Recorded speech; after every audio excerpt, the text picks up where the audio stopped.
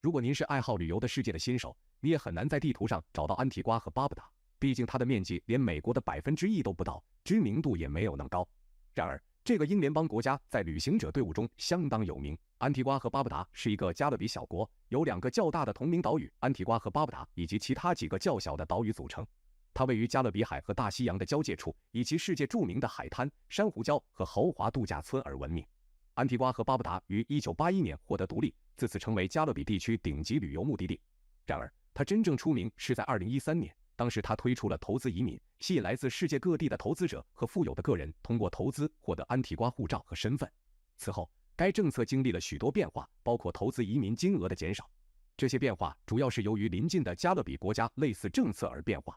然而，对于想做投资移民的家庭来说，它仍然是最便宜的加勒比选择，因为它的护照非常实用，也是英联邦的主要国家。投资移民给这个国家每年带来不少的收入，但是3年的疫情对旅游业影响较大，因此2020年，安提瓜和巴布达提出了增加数字游牧数量的解决方案。政府计划通过名为游牧数字居住计划的数字游牧签证来实现这一目标，允许数字游牧民居住在该国2年，只要他们不在当地的公司工作就可。那么，为什么要申请这个数字游牧计划？首先是税收优惠，安提瓜和巴布达不征收遗产税、财富税、股息税、利息税、资本利得税和个人所得税，非常接近避税天堂的经典解释。安提瓜和巴布达的公民和居民也无需缴纳任何上述任何税款，所以投资移民这里也算非常划算的。当然，游牧数字居留计划的成功申请人及其家属在岛上逗留期间也无需缴纳所得税。为什么要申请数字游牧民到这里？安提瓜和巴布达这个国家以粉色的海滩、高端度假村、水上运动和热情好客的人民而闻名于世。安提瓜和巴布达的首都圣约翰完全习惯了外国人的生活，并为他们提供了大量的活动，所以也是非常不错的游牧栖息地。所以，无论您想在海滩边品尝果味饮料，还是尽情享受水上运动，岛上都有一些最佳地点，也算是全球最佳数字游牧目的地之一。安提瓜和巴布达拥有数字游民所需的一切。它拥有快速的互联网速度、联合办公空间，以及让您感觉最好的氛围，以便您能够做到最好。除了绝佳的旅游目的地外，安提瓜和巴布达还将自己定位为拥有众多国际银行和其他金融机构的高效离岸金融服务中心。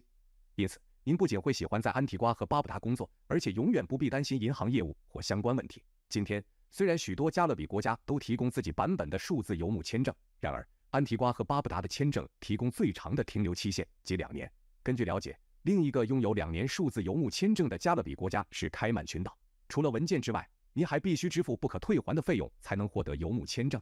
费用如下：单一申请人1500美元，夫妻是2000美元，3人家庭3000美元，每名额外家属增加650美元。在您提交申请后的14天内，会收到电子邮件批准或拒绝的通知。总结一下，加勒比海是最先大面积推出数字游牧签证的国家，但是第一个推出数字游牧签证的是欧洲的爱沙尼亚。总体来说，安提瓜和巴布达是一个非常值得办理的数字游牧签证，因为这个国家对数字游牧民非常重视，甚至专门推出了介绍网站。我希望大家都去这个国家旅游看看。同时，中国普通护照者可免签入境安提瓜和巴布达，停留不超过30天，入境时查验30天内的离境机票就行。